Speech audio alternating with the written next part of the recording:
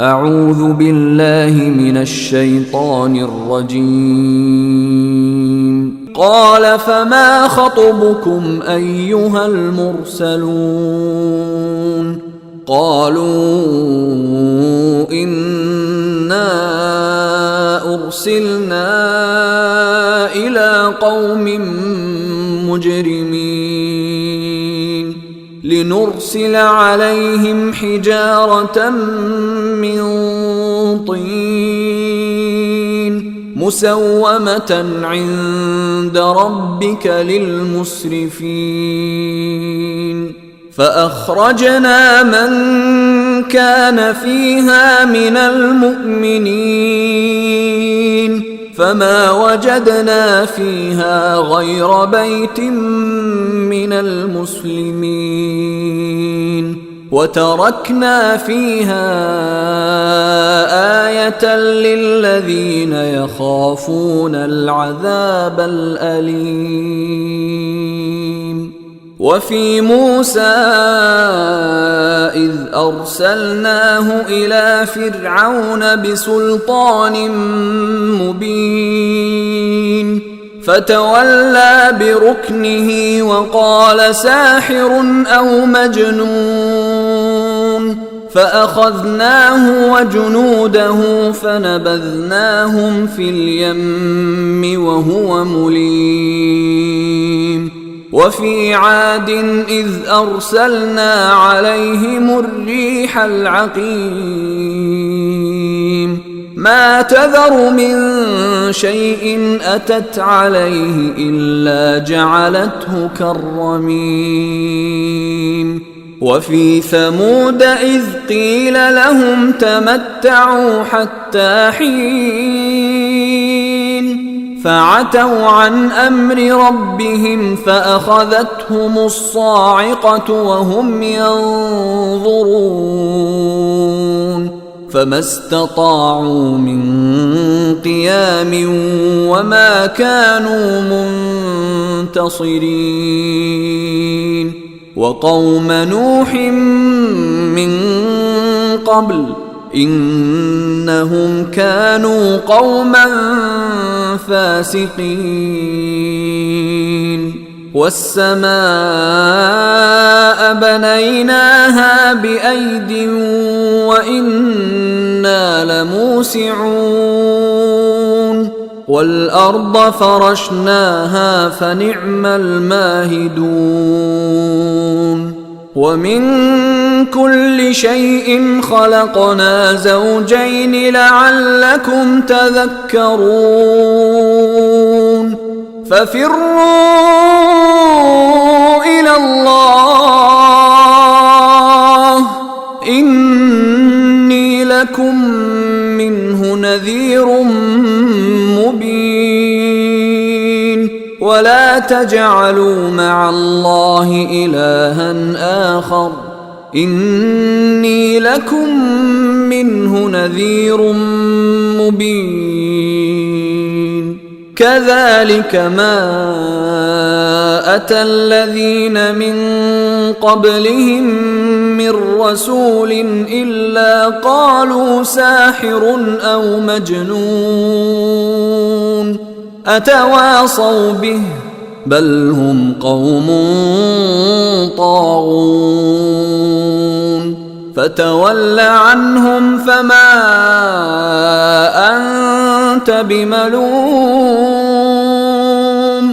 وذكر فإن الذكرى تنفع المؤمنين. وما خلقت الجن والإنس إلا ليعبدون ما أريد منهم من رزق وما أريد أن يطعمون إن الله هو الرزاق ذو القوة المتين. فإن للذين ظلموا ذنوبا مثل ذنوب أصحابهم فلا يستعجلون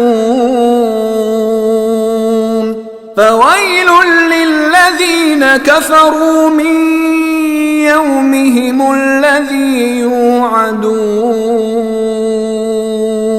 بسم الله الرحمن الرحيم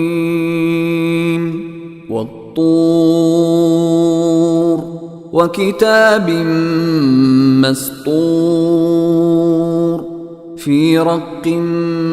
منشور والبيت المعمور والسقف المرفوع والبحر المسجور إن عذاب ربك لواقع ما له من دافع يوم تمور السماء مورا وتسير الجبال سيرا فويل يومئذ للمكذبين الذين هم في خوض يلعبون يوم يدعون إلى نار جهنم دعا هذه النار التي كنتم بها تكذبون أفسحر هذا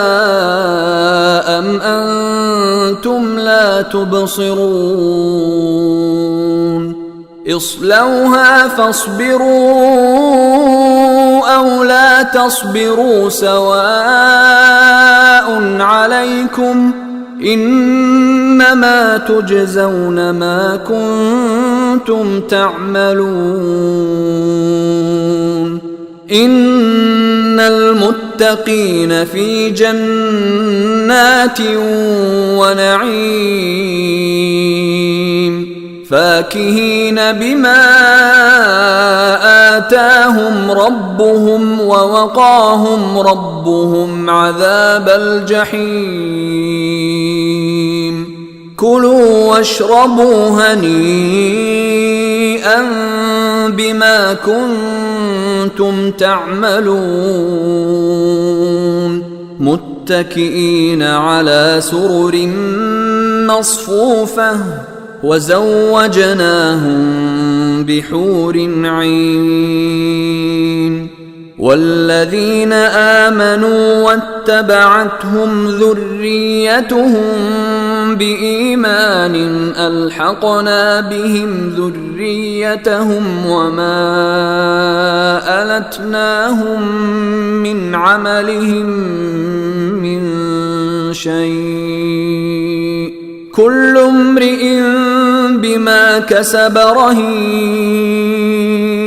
وأمددناهم بفاكهة ولحم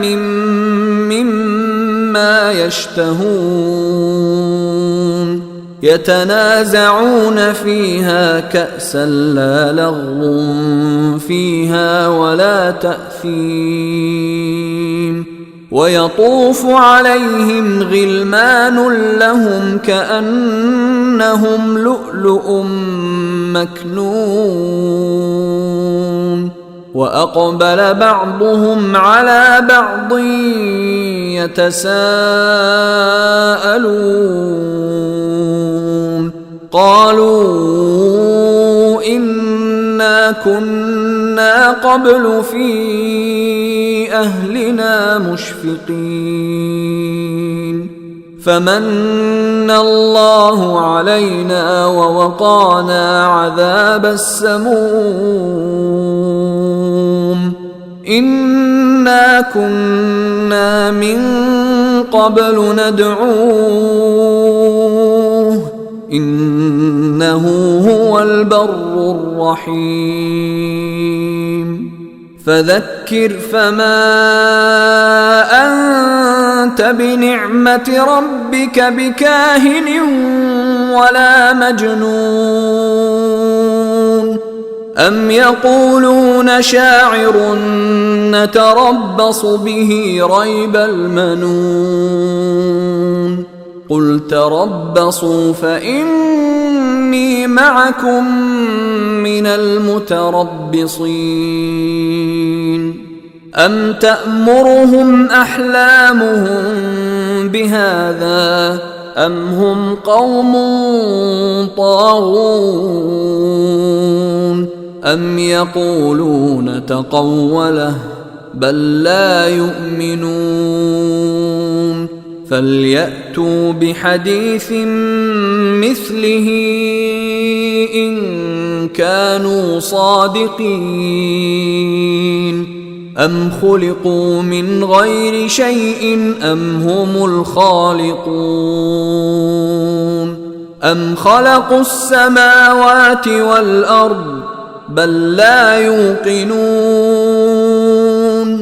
أم عندهم خزائن ربك أم هم المسيطرون أم لهم سلم يستمعون فيه فليأت مستمعهم بسلطان مبين أم له البنات ولكم البنون أم تسألهم أجرا فهم من مغرم مثقلون أم عندهم الغيب فهم يكتبون أم يريدون كيدا فالذين كفروا هم المكيدون أم لهم إله غير الله سبحان الله عما يشركون وإن يروا كسفا من السماء ساقطا يقولوا سحاب مركوم فذرهم حتى يلاقوا يومهم الذي فيه يصعقون يوم لا يغني عنهم كيدهم شيئا ولا هم ينصرون وإن للذين ظلموا عذابا دون ذلك ولكن أكثرهم لا يعلمون واصبر لحكم ربك فإنك بأعيننا وسبح بحمد ربك حين تقوم ومن الليل فسبحه وإدبار النجوم بسم الله الرحمن الرحيم والنجم إذا هوى ما ضل صاحبكم وما غوى وما ينطق عن الهوى إن هو إلا وحي يوحى علمه شديد القوى ذو مرة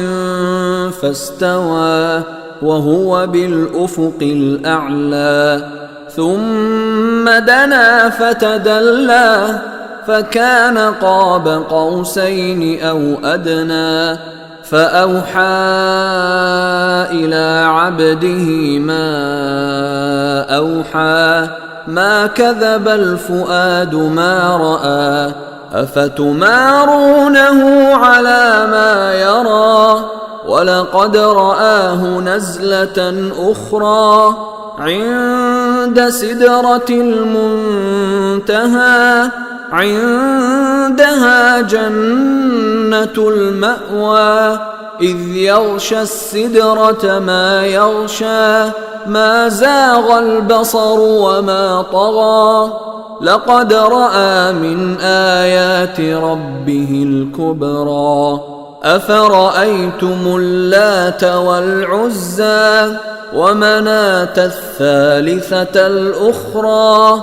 ألكم الذكر وله الأنثى تلك إذا قسمة ضيزى إن هي إلا أسماء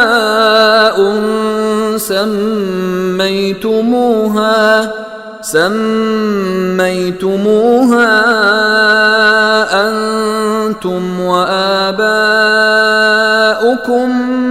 ما أنزل الله بها من سلطان إن يتبعون إلا الظن وما تهوى الأنفس ولقد جاءهم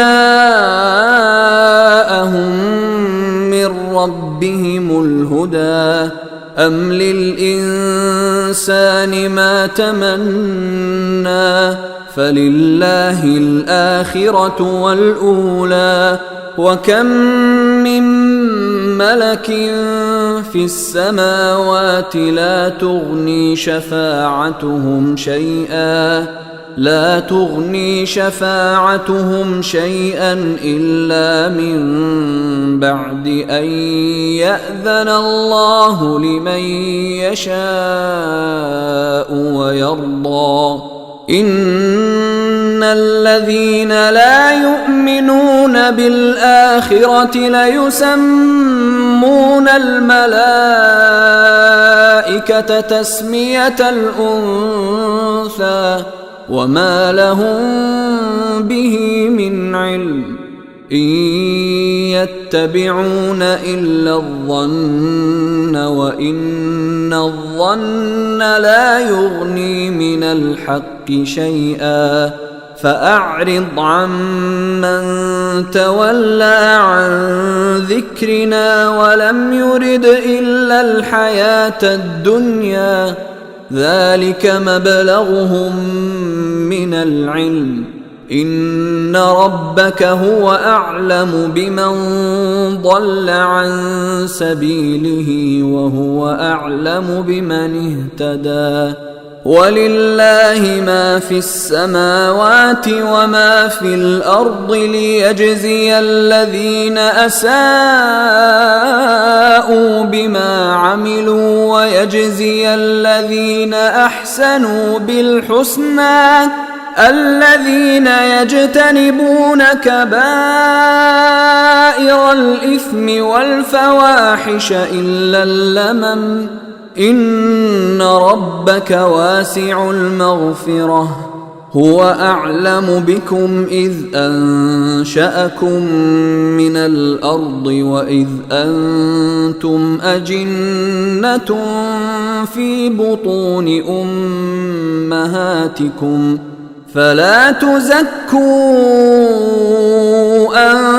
أنفسكم هو أعلم بمن اتقى أفرأيت الذي تولى وأعطى قليلا وأكدى أعنده علم الغيب فهو يرى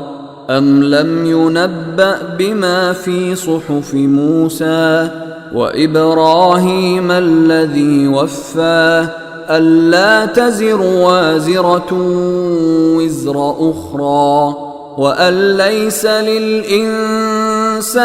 إلا ما سعى وأن سعيه سوف يرى ثم يجزاه الجزاء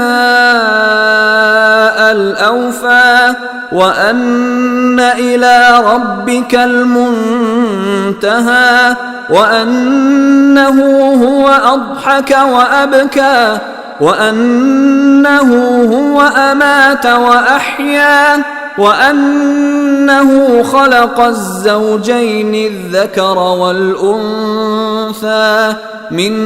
نطفة إذا تمنى وأن عليه النشأة الأخرى وأنه هو أغنى وأقنى وأنه هو رب الشعرى وأنه أهلك عادا الأولى وثمود فما أبقى وقوم نوح من قبل إنهم كانوا هم أظلم وأطغى والمؤتفكة أهوى فغشاها ما غشا فبأي آلاء ربك تتمارى هذا نذير من النذر الأولى أزفت الآزفة ليس لها من دون الله كاشفة أفمن هذا الحديث تعجبون وتضحكون ولا تبكون وأنتم سامدون فاسجدوا لله واعبدوا بسم الله الرحمن الرحيم اقتربت الساعة وانشق القمر وإن يروا آية يعرضوا ويقولوا سحر مستمر وكذبوا واتبعوا أهواءهم وكل أمر مستقر ولقد جاءهم من الأنباء ما فيه مزدجر حكمة بالغة فما تغني النذر فتول عنهم يوم يدعو الداع إلى شيء نكر خش عن أبصارهم يخرجون من الأجداث كأنهم جراد منتشر مهطعين إلى الداع يقول الكافرون هذا يوم عسر كذبت قبلهم قوم نوح فكذبوا عبدنا وقالوا مجنون وازدجر فدعا ربه أني مغلوب فانتصر ففتحنا أبواب السماء بماء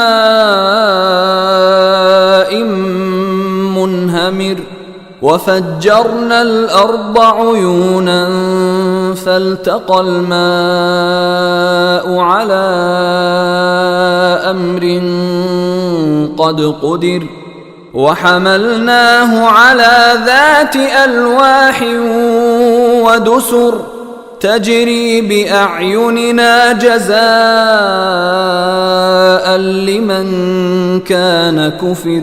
ولقد تركناها آية فهل من مدكر فكيف كان عذابي ونذر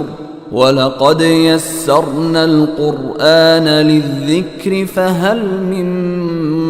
مدكر كذبت عاد فكيف كان عذابي ونذر إنا أرسلنا عليهم ريحا صرصرا في يوم نحس مستمر تنزع الناس كأنهم أعجاز نخل منقعر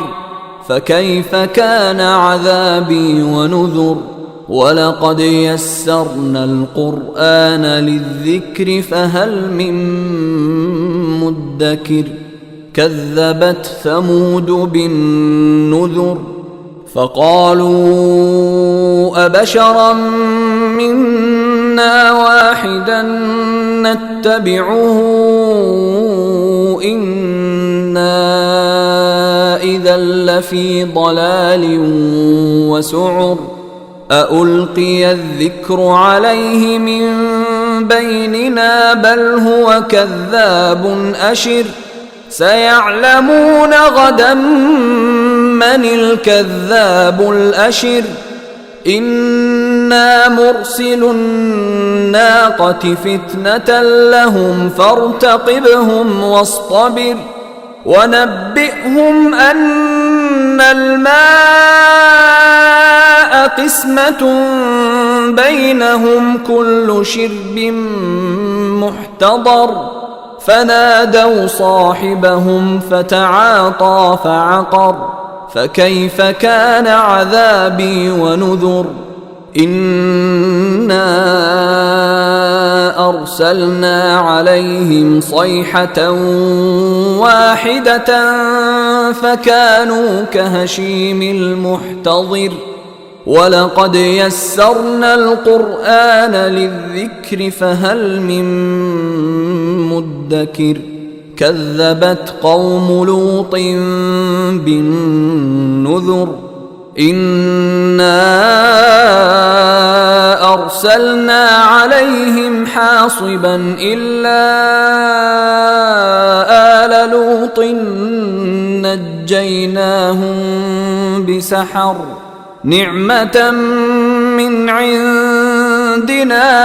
كذلك نجزي من شكر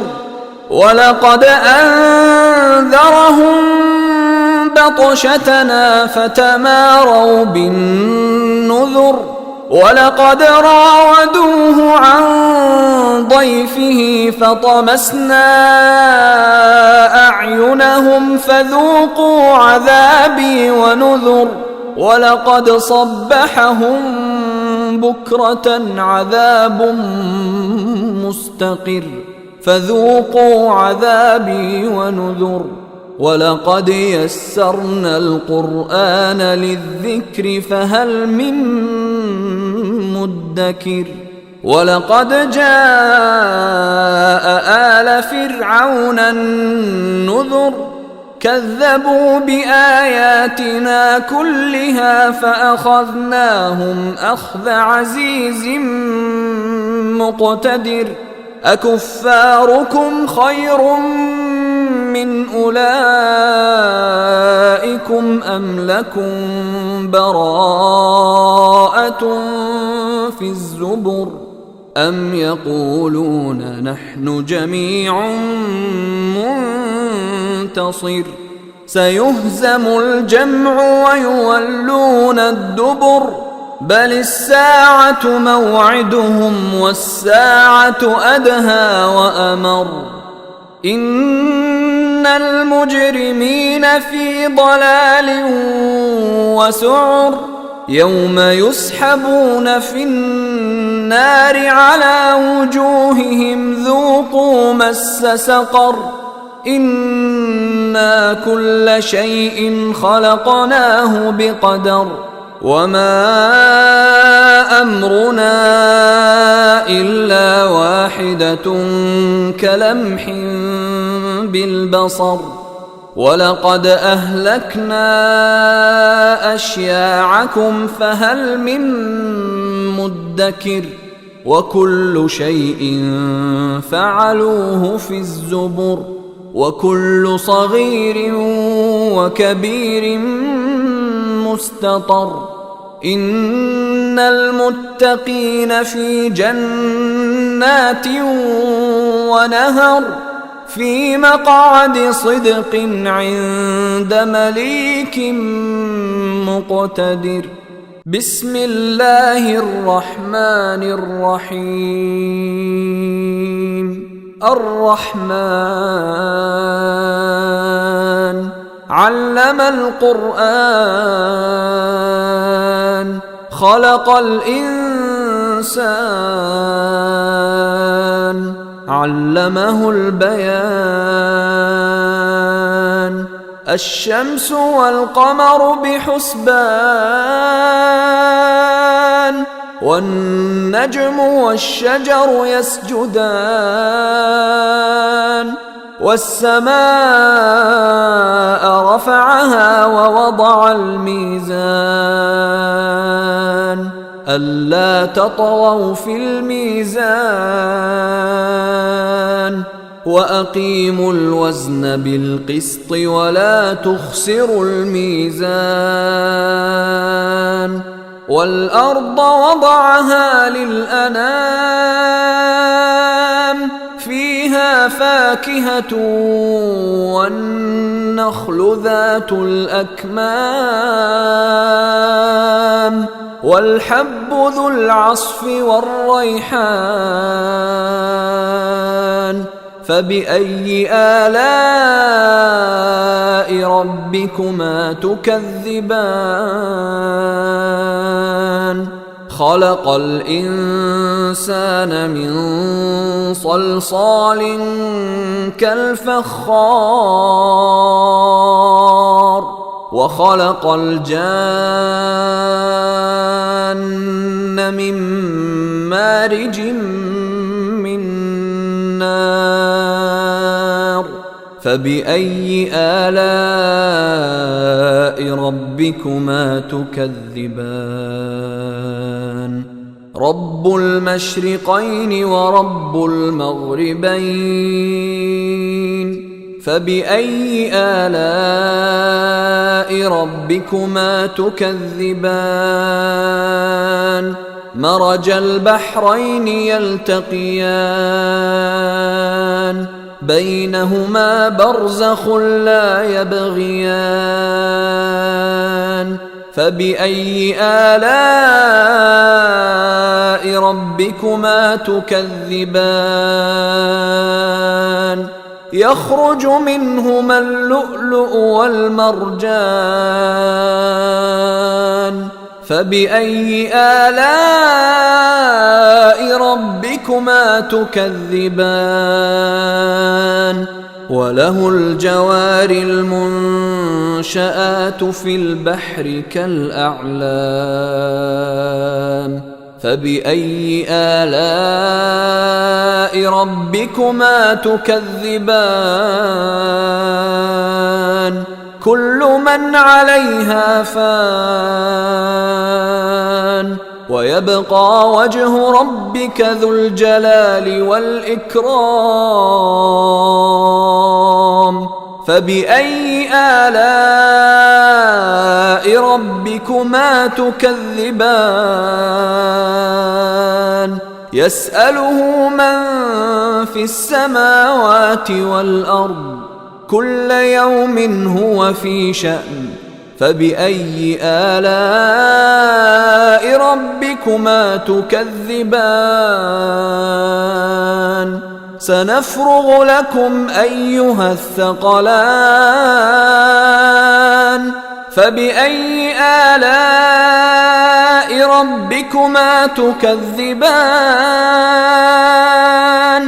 يا معشر الجن والإنس إن استطعتم أن تنفذوا من أقطار السماوات والأرض فانفذوا لا تنفذون إلا بسلطان فبأي آلاء ربكما تكذبان يرسل عليكما شواظ من نار ونحاس فلا تنتصران فبأي آلاء ربكما تكذبان فإذا انشقت السماء فكانت وردة كالدهان فبأي آلاء ربكما تكذبان فيومئذ لا يسأل عن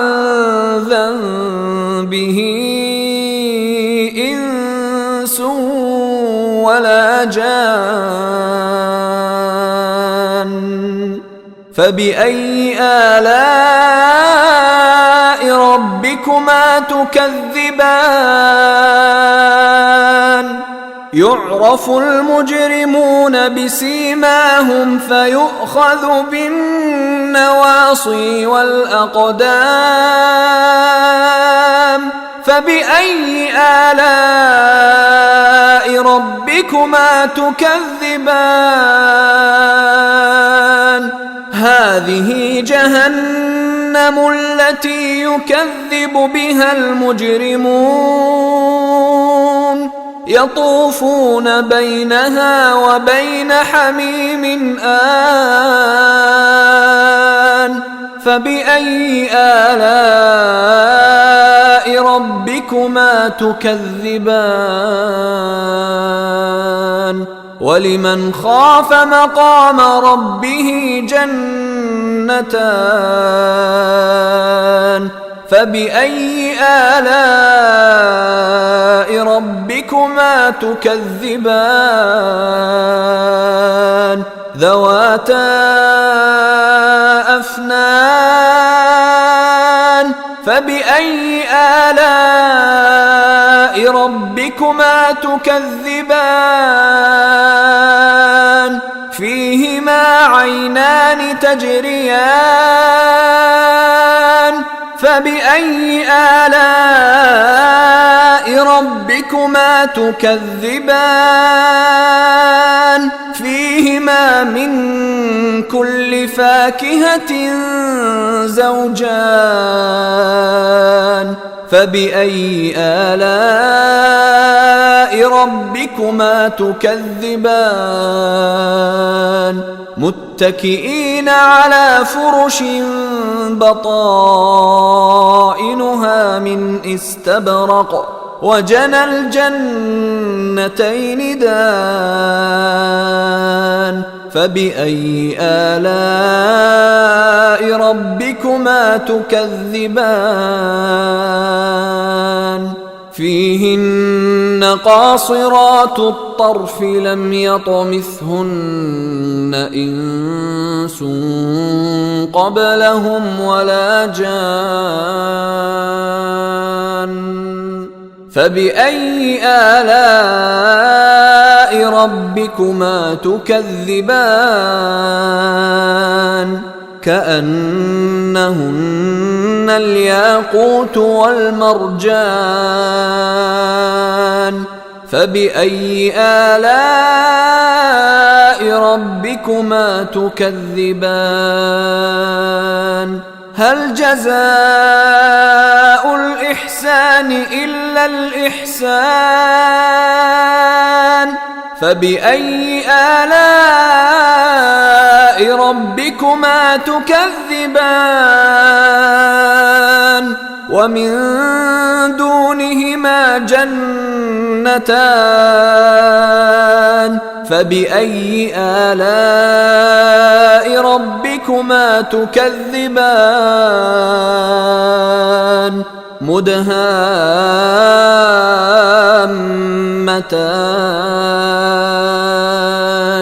فبأي آلاء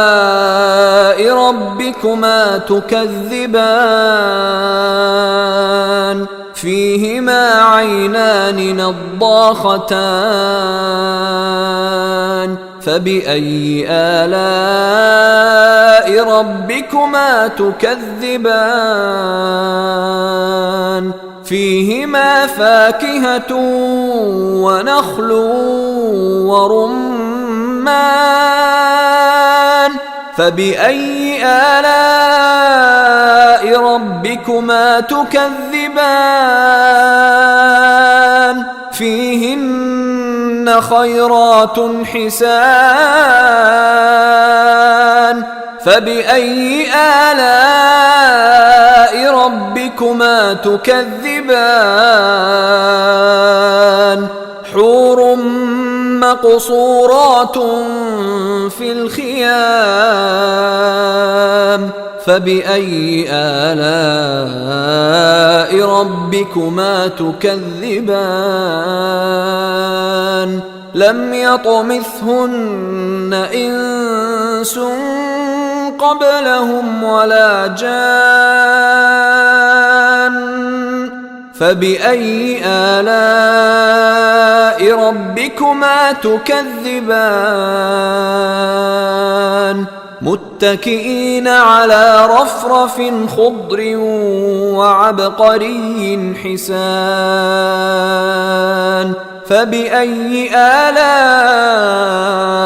ربكما تكذبان تبارك اسم ربك ذي الجلال والإكرام بسم الله الرحمن الرحيم إذا وقعت الواقعة ليس لوقعتها كاذبة خافضة رافعة إذا رجت الأرض رجا وبست الجبال بسا فكانت هباء منبثا وكنتم أزواجا ثلاثة فأصحاب الميمنة ما أصحاب الميمنة وأصحاب المشأمة ما أصحاب المشأمة والسابقون السابقون أولئك المقربون في جنات النعيم ثلة من الأولين وقليل من الآخرين على سرر موضونة متكئين عليها متقابلين يطوف عليهم ولدان مخلدون بأكواب وأباريق وكأس من معين لا يصدعون عنها ولا ينزفون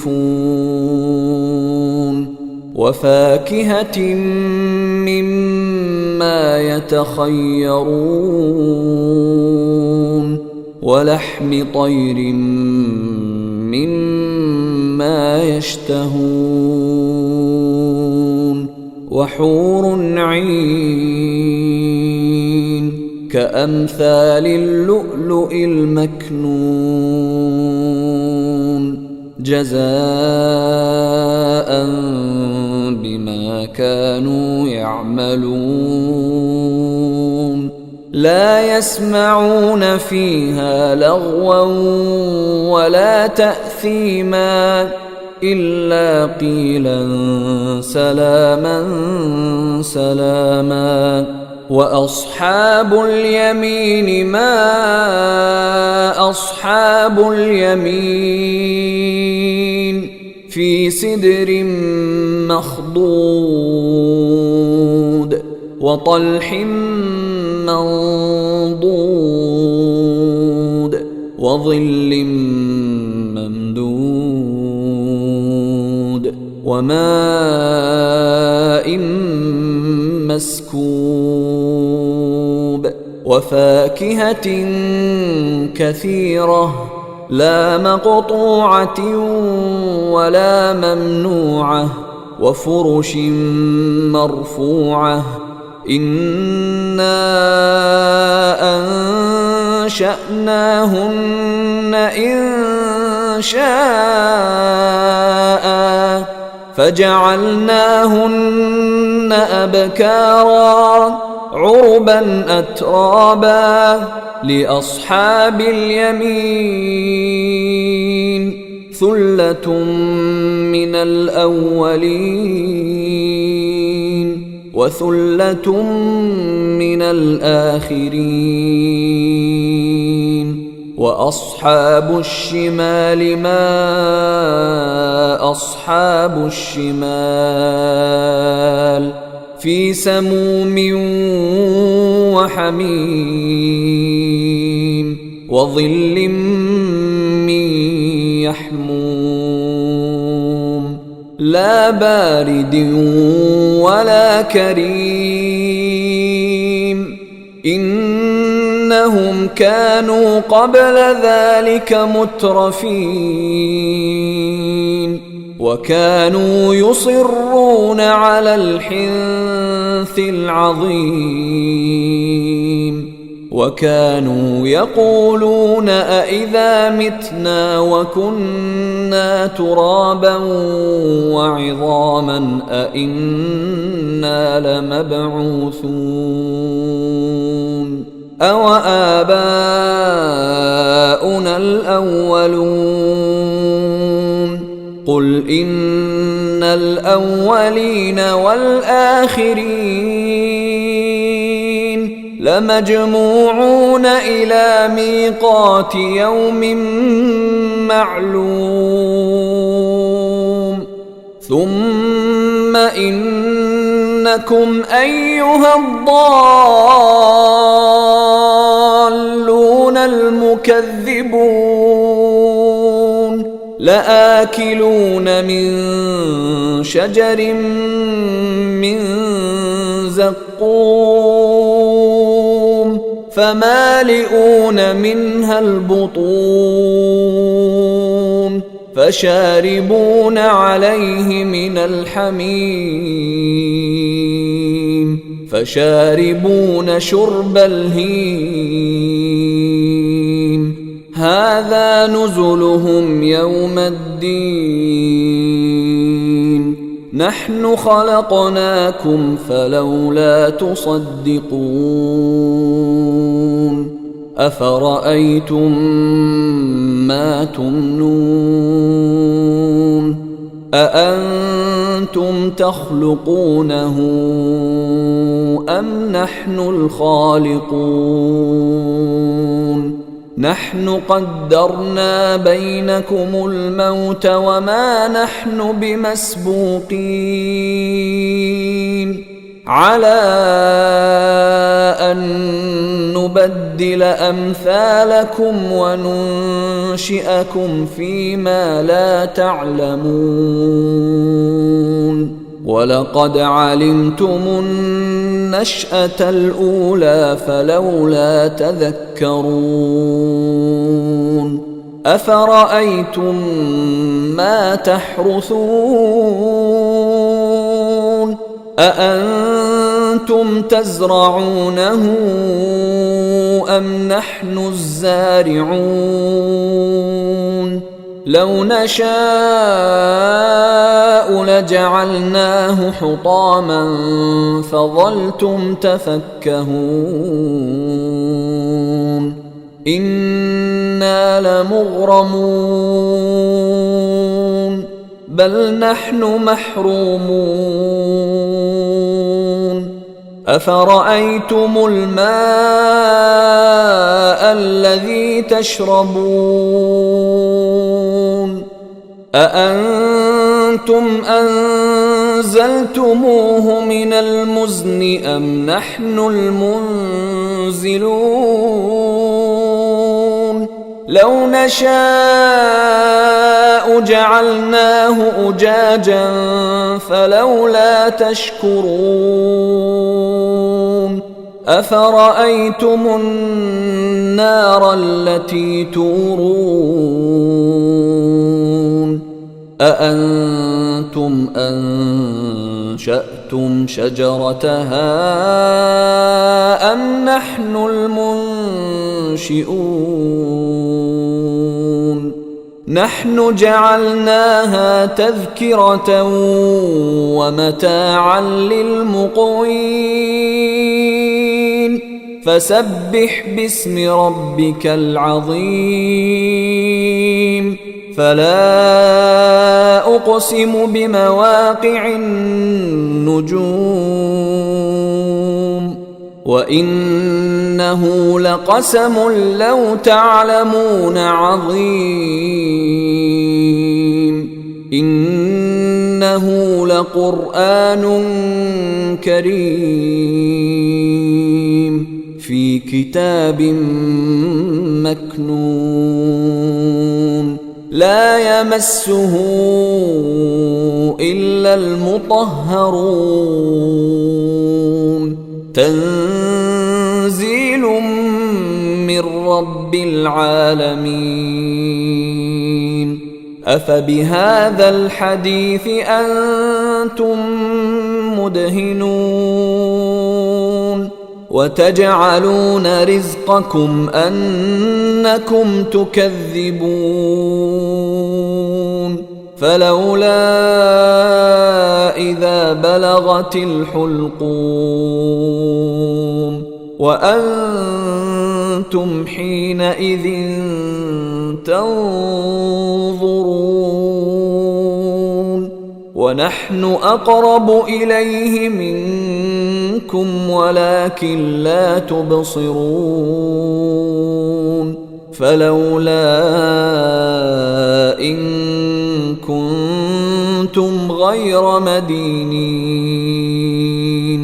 ترجعونها إن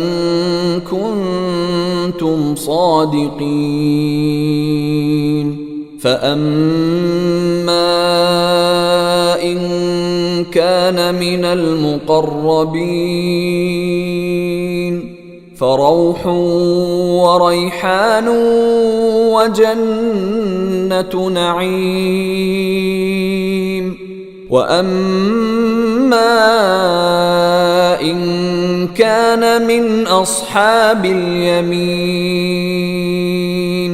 فسلام لك من أصحاب اليمين وأما إن كان من المكذبين الضالين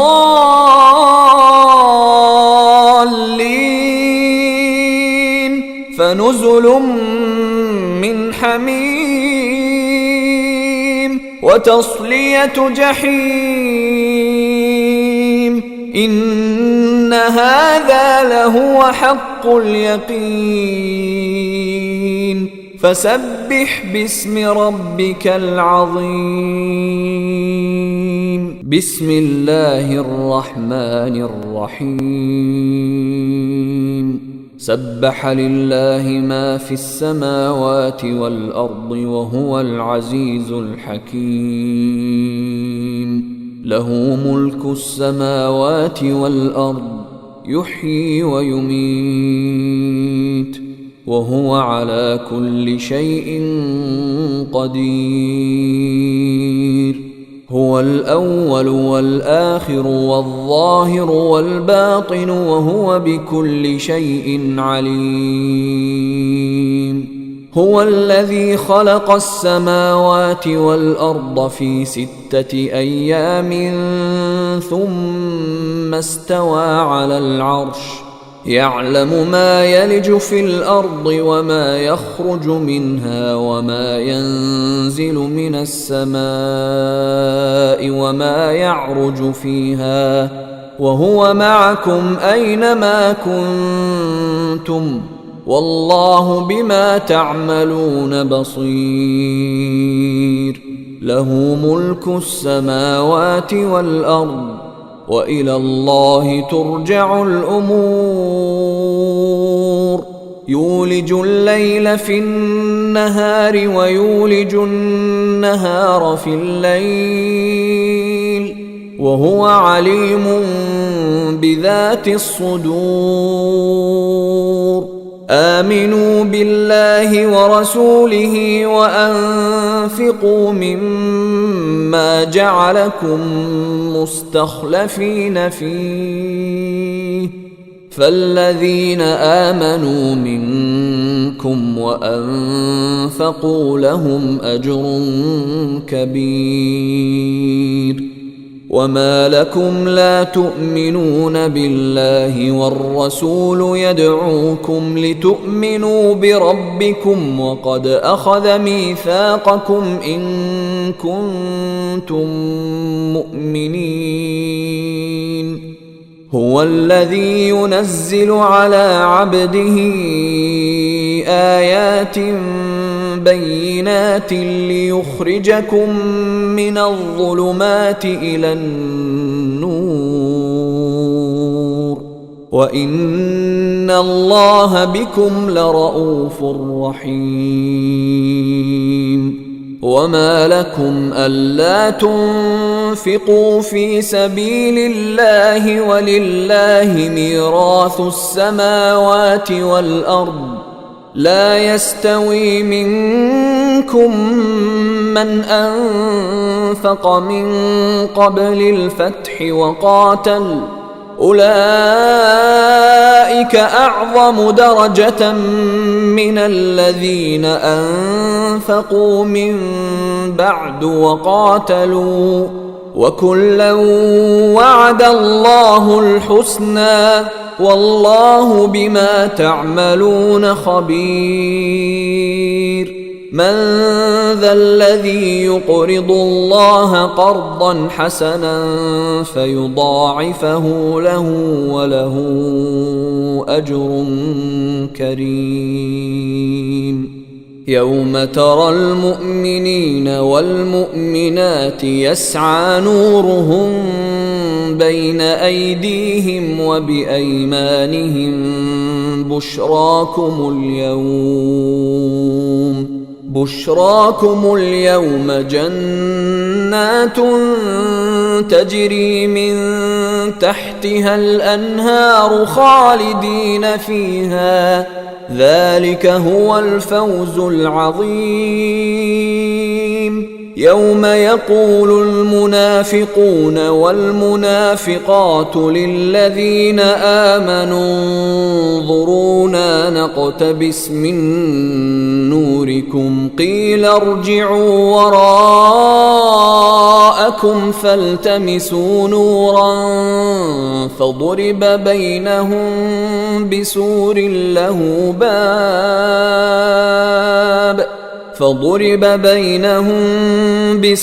له باب باطنه فيه الرحمة وظاهره من قبله العذاب. ينادونهم ألم نكن معكم قالوا بلى ولكنكم فتنتم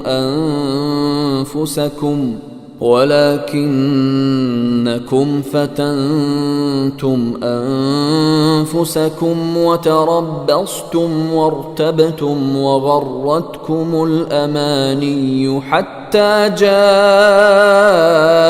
أمر الله وغركم بالله الغرور. فاليوم لا يؤخذ منكم فدية ولا من الذين كفروا مأواكم النار هي مولاكم وبئس المصير. ألم يأن للذين آمنوا أن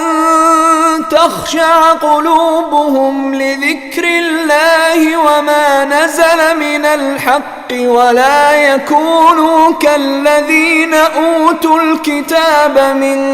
قبل فطال عليهم الأمد فقست قلوبهم وكثير منهم فاسقون. اعلموا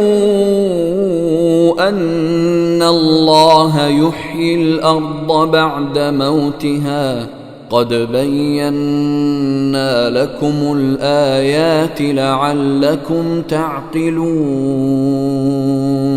إن المصدقين والمصدقات وأقرضوا الله قرضا حسنا يضاعف لهم ولهم أجر كريم. والذين آمنوا بالله ورسله أولئك هم الصديقون والشهداء عند ربهم لهم أجرهم ونورهم والذين كفروا وكذبوا بآياتنا أولئك أصحاب الجحيم اعلموا أنما الحياة الدنيا لعب ولهو وزينة وتفاخر بينكم وتكاثر في الأموال والأولاد كمثل غيث أعجب الكفار نباته ثم يهيج فتراه مصفرا ثم يكون حطاما وفي الآخرة عذاب شديد ومغفرة من الله ورضوان وما الحياة الدنيا إلا متاع الغرور سابقوا إلى مغفرة من ربكم وجنة عرضها كعرض السماء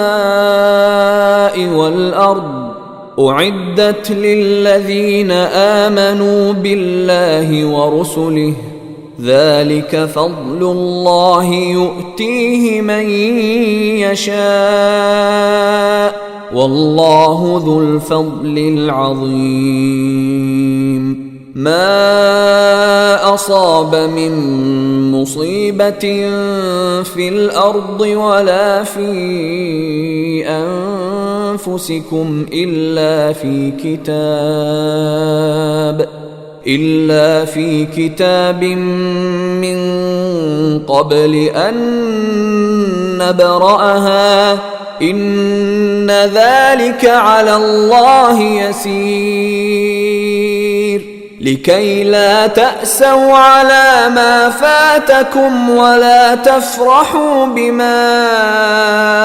آتاكم والله لا يحب كل مختال فخور الذين يبخلون ويأمرون الناس بالبخل ومن يتول فإن الله هو الغني الحميد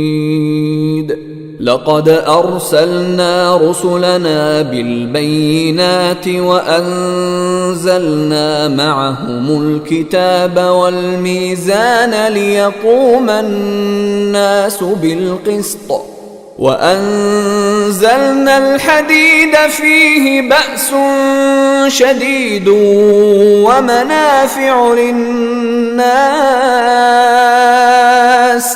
فيه بأس شديد ومنافع للناس وليعلم الله من ينصره ورسله بالغيب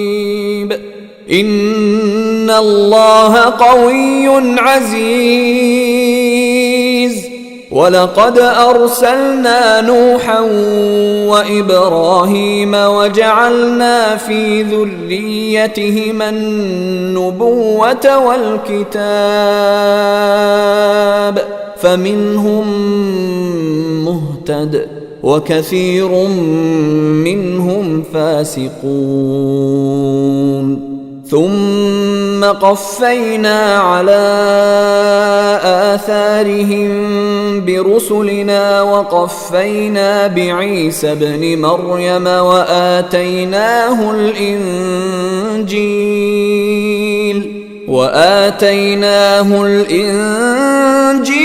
وجعلنا في قلوب الذين اتبعوه رأفة ورحمة ورهبانية ورهبانية ابتدعوها ما كتبناها عليهم إلا ابتغاء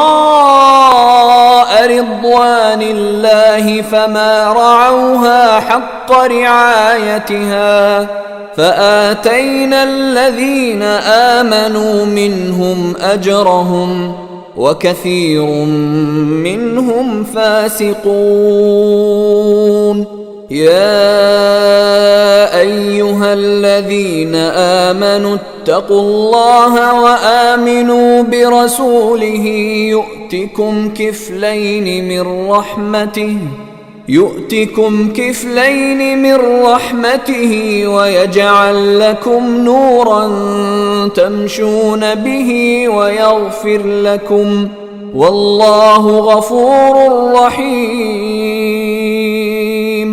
لئلا يعلم أهل الكتاب ألا يقدرون على شيء من فضل الله وأن